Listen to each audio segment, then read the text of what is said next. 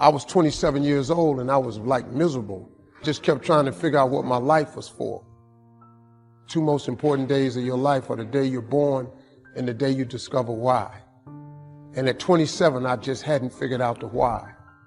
And I walked into a comedy club October 8th, 1985. I won amateur night that night. I went to work the next day and quit my job.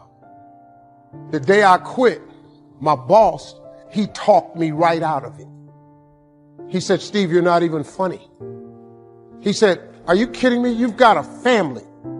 You put that stuff back on your desk, but don't you ever come in here again with something ridiculous. You're going to be a comedian.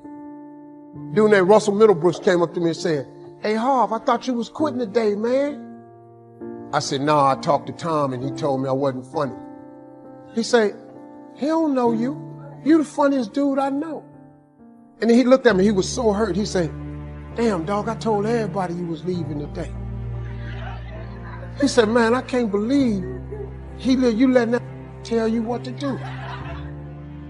And I took that box right back in there. I said, Tom, I'm really funny. I'm going to make it. He said, I'll tell you what, you leave out this door, don't ever come back in here again.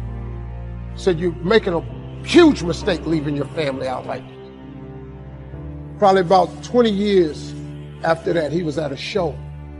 And he said, I came to the show, I saw this Steve Harvey. He said, oh my God, I always knew you were going to make it. None of my family believed it. The only family member I had that thought it was a good idea was my father. And he just said, son, if you think you can make it, get on out there and get discovered. My father was born in 1914. My grandfather was born into slavery. My grandfather was a slave till he was 12. And my dad was the only one who believed it. Everybody else told me no. Laughed at me. Not only is it possible for you to have your dream, but it's necessary that you have it, that you go for what is yours in the universe. I have a friend that I said, I want you to work with me. I called her up. She said, Les, are you sure I can do it? Sure you can. If I can do it, sure you can do it. In fact, I'm going to give you the support. So I was telling her that I knew she hated her job with a passion. See, a lot of people go to work every day miserable, and all they do is just talk about how miserable they are. But they don't do anything about it. And we've been going through this for years, ladies and gentlemen. She brought her husband, and that was one of the major problems that I realized. He couldn't see it for her. So you got to make sure that you have people in your life that can see it for you. So I said, but if you can't see it for her, don't tell her that. Just give her some support. What if you're wrong? You've seen her speak. She's got great speaking skills. You've got a great woman here. But you see, people who can't see it for themselves can't see it for you. So I said, will you do it with me? I said, I'm going to give you the support you need. You can't do it by yourself. I will stand with you. She said, okay. 3 days later, I got an emergency call at my office. It was from my husband. He called and said, tell Les Brown that Marion is dead. And I remember the last time that I saw her, and I had some of her papers. And what got me, what was so sad that made me begin to cry, was that there were poems that she had started that were profound poems, great thoughts, that she didn't complete. That poem was given to her. I can't finish that for her. That play, whatever the outcome that she had envisioned, was given to her. I believe all of us have some purpose for being here. And I was reading a newspaper that said that millions of people are dying because of what they're eating, talking about their diet. So that even more are dying because of what's eating them. You've got to find ways to increase your sense of self-appreciation, because if you don't, you will find yourself unconsciously engaged in self-destructive behavior. If you don't program yourself, life will program you. The major key to your reaching your dreams, your making your contribution, is you. When I wanted to get on public television, you know, they told me, you can't do that. Let's just hold time out. Let's be realistic. I said, well, wait a minute. Why can't I do it? Well, let's look here. You don't have any college training. They're not going to give me a break. What people think about you and the possibilities for your dream is none of your business. They have no imagination, ladies and gentlemen. They're living out of the past, out of their memory. The attitude is it can't be done because they haven't seen it. The people that are going to make it in the future, let me share something with you. History is being read, but it's also being written by people with imagination. You look at your life, you look at what you produce. Are you doing all you can do? Have you gotten comfortable? Are you surrounding yourself with people that can nourish you? Are you learning something different? Is your life an adventure or is it boring? What decisions are you making right now as you look into the future? You don't want to ever put yourself in a situation where you have a limited vision and you're only using a limited amount of your talents and of your abilities. And I'm saying to you that it's necessary that you get outside of your comfort zone, that you do reading, that you do research. It's necessary that you don't be satisfied with where you are. If you want to make it today, it's necessary for you to constantly look at ways of getting better. This is not going to be it for my life. I deserve more than this. Think about Mr. Washington. Young man, yes, sir. What do you want to do with your life? I want to buy my mother a home, sir. I want to take care of my mother. I want to make my mother proud. How can you say you want to make your mother proud and you were in the dean's office the other day for fighting? Sir, they call me DT, the dumb twin. How do I get even, sir? Tell me. They pick on me all the time. I'm not like my brother. They always compare me to him. Mr. Brown, you want to get even? Yes, sir. Remember these words by Frank Sinatra. The best revenge is massive success. Become massively successful. That's how you become even. Mr. Brown, why did you sign those papers? I fought for you. I saw something in you. You've got greatness in you. I know you're not as fast as your brother. There's a hunger in you, sir. When I saw your name, I couldn't believe it. Why did you do that? Several teachers met with me and said that you wouldn't be with me at Florida A&M University to help me. I would not make it at Florida A&M. You've been like a father to me. I never would want to bring embarrassment to your name. He said, I don't care what they say. But did you believe that you could go there and graduate? Sometimes you have to believe in somebody's belief in you until your belief is in. Let us say together, it's possible. I can live my dreams. I will work on myself. I will retrain my thinking every day. I would read 10 to 15 pages of something positive every day. I will turn off my television and turn on my life. Let us say together, it's necessary to detoxify your life. Look at the people in your life and ask the question, what is this relationship doing to me? There are some people you need to let go. Let us say together, let go or be dragged. They're emotional vampires. They will drain you. Les, can I change them? No. It's a full-time job changing yourself. There's some people that's so negative, they can walk into a dark room and begin to develop.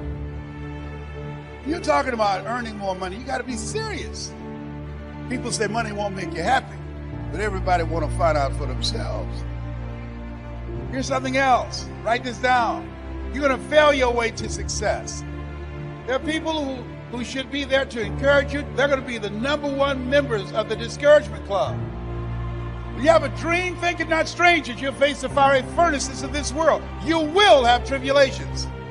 And don't complain. Don't go around telling everybody. 80% don't care. 20% glad it's you. Suck it up and make it happen. Everybody, let us say together, leap and grow your wings on the way down. Wherever you are, whatever you're doing, do it with everything that you have. Develop the habit of giving more than what you're paid for. Develop the habit of setting standards that others will be measured by. Do not go where the path may lead, but go where there's no path and leave a trail. Yeah, so in order to change a belief or a perception about yourself and your life, you got to go all in. It's not like you go 50% in. You got to go all in. You got to make a decision with such firm intention that the amplitude of that decision carries a level of energy that causes the body to respond to the mind, that the choice that you make becomes a moment in time you'll never forget. And you would say, I remember the moment I made up my mind to change. And the stronger the emotion you feel, the more you'll pay attention to the decision. And that's a huge stone. The process of working on your dreams, you are going to incur a lot of disappointment, a lot of failure, a lot of pain. There's a bigger dream waiting for you, just waiting for you to step into it. To step into it. Your life is big. Your life is huge. And we spend so much time wanting to be in somebody else's life. And you don't get honored, you don't get revered, you don't get celebrated wanting what somebody else has. But momentum requires you always do the next thing to keep the momentum going. And the reason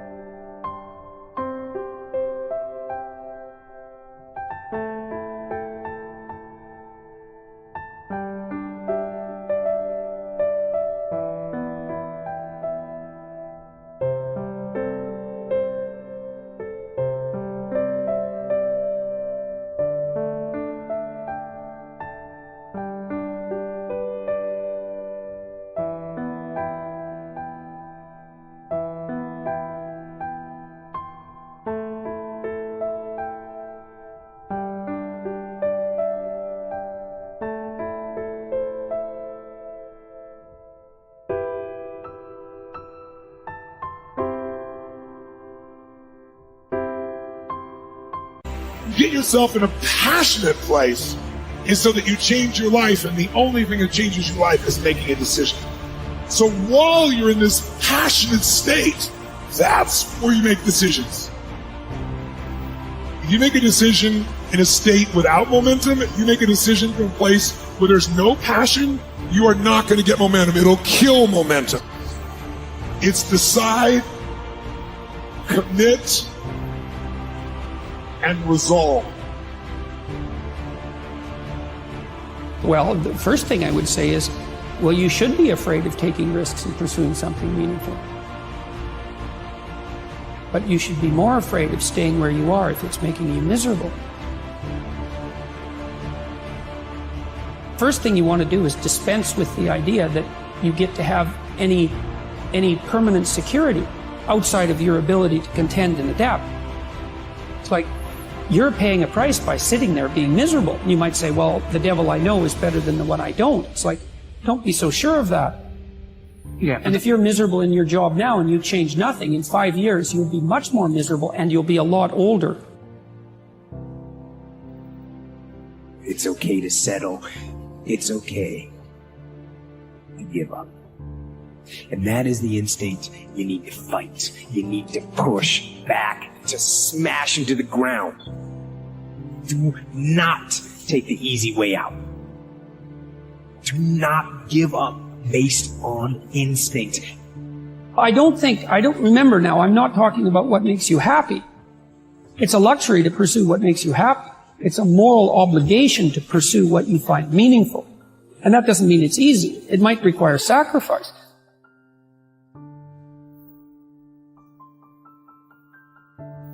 Instinct that says, you've had enough. This is the instinct that says, you've given it the best shot.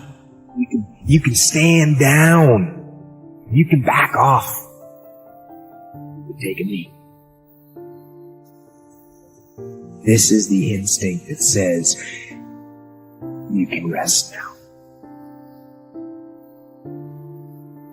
Do not listen to that instinct. Do not listen. If you are not defined by some vision that is bigger than you, and you are not passionate about that vision, then you're left with the old hardware of the past in your brain, and you will be predictable in your life. So would you agree then? New thoughts, new information should lead to new choices. New choices should lead to new behaviors. And new behaviors should create new experiences. And new experiences should produce new emotions.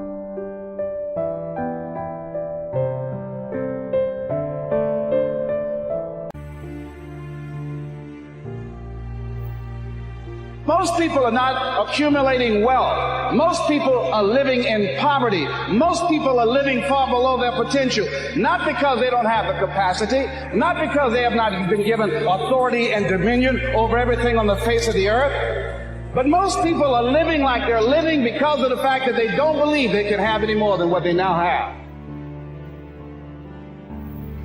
A resilient person is capable of standing up to things in the face of fear and moving forward voluntarily, convinced of their own competence and ability to prevail. If you break, the fight is just beginning.